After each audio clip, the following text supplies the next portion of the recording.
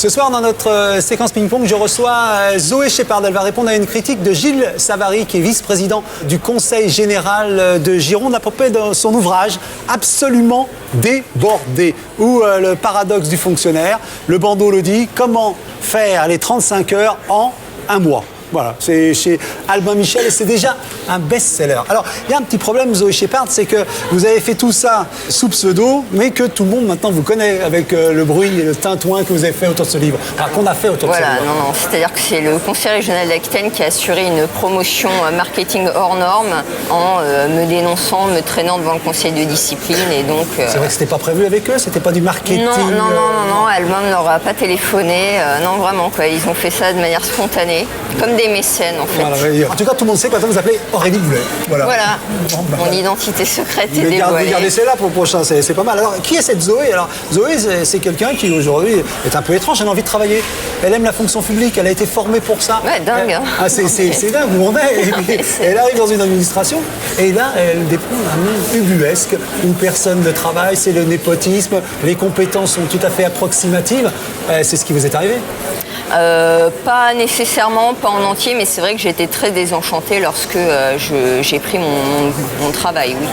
Est-ce que vous avez fait les écoles, comme on dit, les grandes écoles? Quand vous étiez dans ces écoles-là, c'est pas tout à fait ce tableau-là qu'on vous brossait de la fonction publique, je suppose. Alors déjà à l'école un petit peu, mais c'est surtout pendant la prépéna qu'on nous brossait un tableau où, on allait peut-être pas changer le monde, mais en tout cas on allait participer au mouvement en avant des collectivités territoriales, on allait vraiment œuvrer pour le service public, pour l'intérêt général.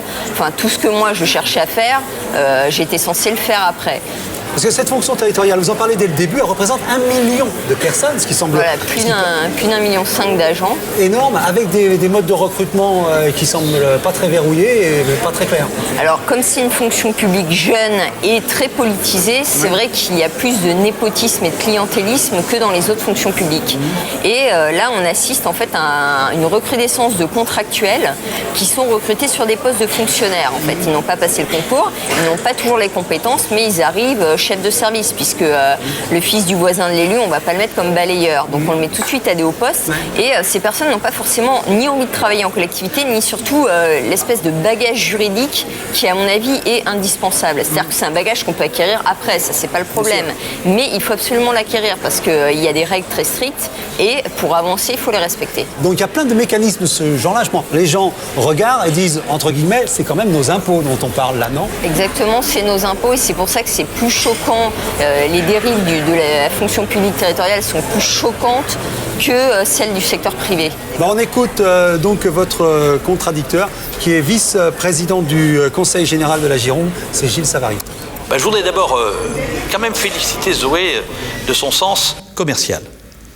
Car aujourd'hui, pratiquement toute l'intelligentsia bien pensante en a fait une victime de l'épouvantable autoritarisme de l'administration et du président d'une collectivité locale presque. Alors déjà, je ne suis pas une victime, je ne suis pas une martyre. C'est vrai que j'ai écrit un livre, mais je ne pense pas qu'on me considère comme une victime ni martyr. J'ai apporté un point de vue qui était celui de nombreuses personnes.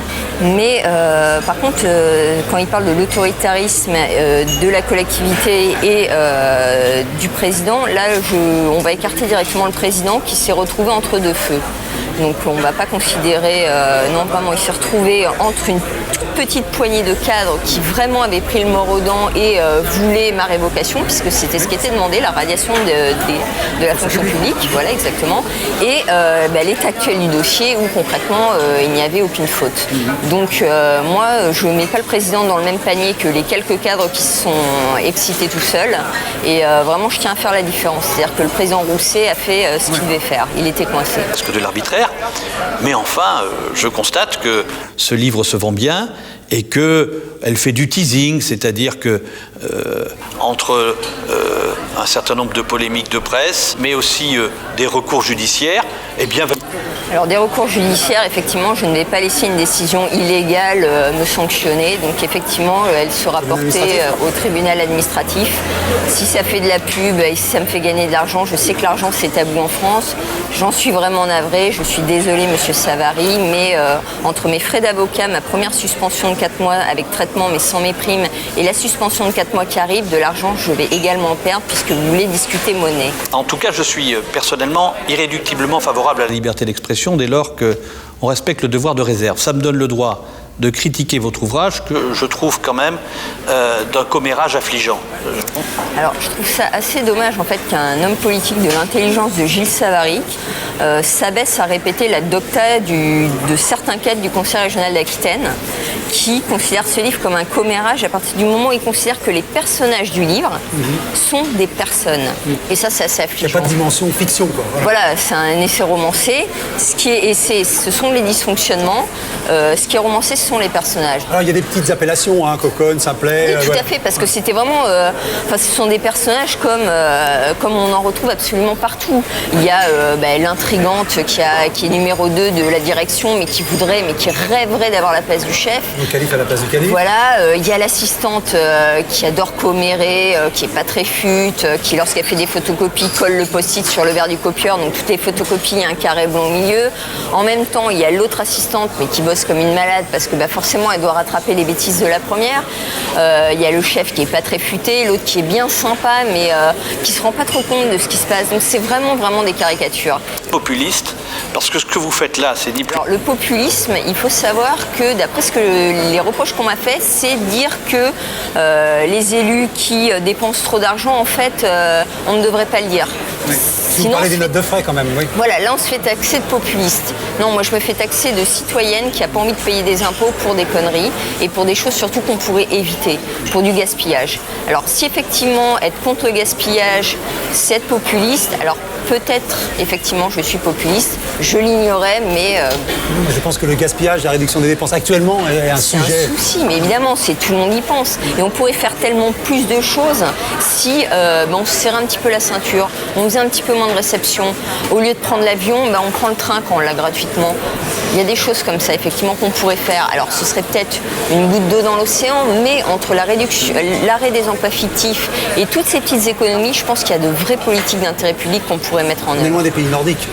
Oui, mais c'est un modèle qu'il faudra atteindre, à mon avis. Donc c'est une espèce de commérage qui ne me dit pas comment il faut réformer la fonction publique et pour lequel j'ai le sentiment que vous êtes trompé d'aiguillage. Vous n'êtes non seulement pas faite pour la fonction publique, mais vous n'êtes pas faite non plus pour travailler en collectivité, qu'elle soit publique ou privée. Très bien. Alors dans ces cas-là où je travaille, je ne peux pas aller dans le public, je ne peux pas aller dans le privé. Pourtant, j'avais un travail dans le public.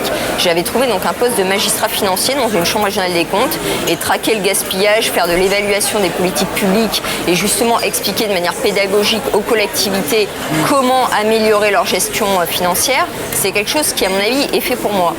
Le président de la chambre régionale... C'est définitivement perdu, ça ? C'est très très compromis. Il y a eu quelques cadres du conseil régional ont fait un tel scandale auprès de la Cour des comptes que la Cour des comptes a retiré en fait son offre. Donc maintenant, je pense que c'est extrêmement compromis. Mais bon, selon M. Savary, je ne peux aller nulle part. Alors, ce qui m'a frappé dans le contenu, d'abord, c'est votre grand conformisme. C'est-à-dire que vous n'arrêtez pas d'expliquer que vous avez fait des études tout à fait considérables et que l'on ne vous fait pas utiliser votre cerveau. C'est-à-dire qu'il y a des tâches qui vous paraissent totalement subalternes et indignes de votre personne. Ça, je trouve ça... Alors, aucune tâche n'est indigne de ma personne. C'est-à-dire que j'ai tout fait. J'ai réservé des chambres d'hôtel, j'ai réservé des visas, j'ai fait un projet de service, donc là, qui mobilisait effectivement pas mon intelligence. Hein. Moi, je parle de compétences. J'ai fait toute la gamme des tâches qu'on me donnait et j'ai jamais renaclé à partir du moment où c'était dans le sens du service public. À partir du moment où effectivement on s'écarte du service public, j'ai renaclé et je lis à haute intelligible voix. Je ne vois pas pourquoi moi je réserverais le visa de telle ou telle personne alors qu'il n'y a pas d'intérêt dans ce déplacement. Pourquoi dois-je le faire ? Regardez, ça c'est le rapport chiffré. Doit-on vraiment le faire ? Tout à fait remarquable, ça correspond en réalité à une vieille aristocratie de fonctionnaires. C'est ce dont crèvent justement l'administration française. Oh, mais l'administration française ne crève pas de l'aristocratie de ses fonctionnaires. L'administration française crève, à mon avis, du népotisme, du clientélisme. La gabegie. Voilà, en règle générale, plutôt des mauvais recrutements. Elle crève de la réunionite, elle crève du PowerPoint. À mon avis, non, vraiment pas de l'aristocratie de ses fonctionnaires. Mais alors, quand on vous entend, et on a quand même le sentiment que la région prend des places de plus en plus importantes dans l'organisation en France, on est un petit peu effaré que ces régions soient gérées de cette manière-là. Alors, dans le livre, une fois de plus, c'est vraiment une mairie. Maintenant, les grosses structures ont effectivement des problèmes de gestion, mais il suffit vraiment de lire un rapport de Chambre régionale des comptes ou de Cour des comptes qui sont plus généraux. Et là, on se dit qu'effectivement, il y a des problèmes. Mais aucun problème n'est insoluble. Donc, pourquoi on n'essaierait pas de les résoudre? Mais vraiment. Mais là, il faut arrêter faut vraiment se mettre les mains dans le cambouis. Donc, il faut accepter c'est des pas gens un comme... groupe de travail, un comité de pilotage et des réunions de suivi qui pourront changer quoi que ce soit. Ça, vous utilisez le terme. Ah oui, non, mais ça, faut pas. Ça, faut arrêter. Maintenant, il faut s'y mettre à fond. En lisant cet ouvrage, on a le sentiment que vous êtes trompé de métier et de vocation et que vous en tirez une aigreur définitive. Merci de jouer les conseillers d'orientation. J'aurais dû vous rencontrer plus tôt. Donc, comme vous avez un talent littéraire que j'apprécie, je vous conseillerais de faire journaliste et de prendre une chronique dans un tabloïd anglais où là, les scandales sur les personnes, sur les affaires de cul, pour parler comme vous parlez trivialement, sur toutes les choses qui n'ont pas grande importance en matière d'action publique, mais qui peuvent faire scandale, eh bien vous irez à merveille. Vous ne croyez pas que ça serait peut-être un endroit où vous serez plus à l'aise que dans une administration publique? Alors non, je ne pense pas être plus à l'aise dans je ne sais quel tabloïd. Non, moi je veux vraiment continuer à travailler pour la fonction publique. Mais tant que cette fonction publique sera incapable de se remettre en cause et que ses élus répéteront en boucle des arguments dont ils se sont persuadés qu'ils étaient vrais, je pense qu'il y aura effectivement des problèmes. Est-ce que vous ne croyez pas en même temps que c'est un message envoyé aux membres de la fonction publique? Tenez-vous tranquille, ou sinon vous allez connaître le même sort que Zoé Shepard. Votre remarque est très très pertinente parce que justement l'association des administrateurs territoriaux de France a décidé de non pas œuvrer pour essayer de diminuer les dysfonctionnements et d'essayer de proposer des réformes, mais trouver en fait des solutions pour museler davantage les gens qui voudraient parler, briser l'omerta en retravaillant les textes sur le devoir de réserve. Et ça, parce qu'il n'y a pas de texte, il y a uniquement une jurisprudence. Et je trouve ça assez dramatique parce que là, on assassine le messager. Tout le monde sait que les dysfonctionnements qui sont décrits dans le livre sont vrais. Tout le monde les vit, que ce soit dans les grandes entreprises, mais également dans les grosses collectivités. Tout le monde a compris que ça n'était pas tous les fonctionnaires qui étaient cassés, mais le fonctionnement vraiment d'une grosse collectivité où il y a également des contractuels embauchés par népotisme. Ouais. Et au lieu de se remettre en question, d'essayer de se dire, bon, ok, elle n'a pas fait comme on voulait, mais il y a quand même des vérités dans le livre. Essayons de voir thermomètre comment... comme d'habitude, quoi. Voilà, exactement. Et c'est assez dramatique. Bon, en tout cas, moi, je conseille absolument la lecture citoyenne, pour moi et en même temps plaisir, parce que ce livre est drôle. Il y a des personnages qui vont vous amuser et vous consterner. C'est le livre de Zoé Shepard, absolument débordé, ou le paradoxe du fonctionnaire. Comment faire les 35 heures en un mois. Là, c'est pas un rêve, c'est plutôt un cauchemar. Et c'est chez Albin Michel. Zoé Shepard, bonsoir et merci. Merci beaucoup.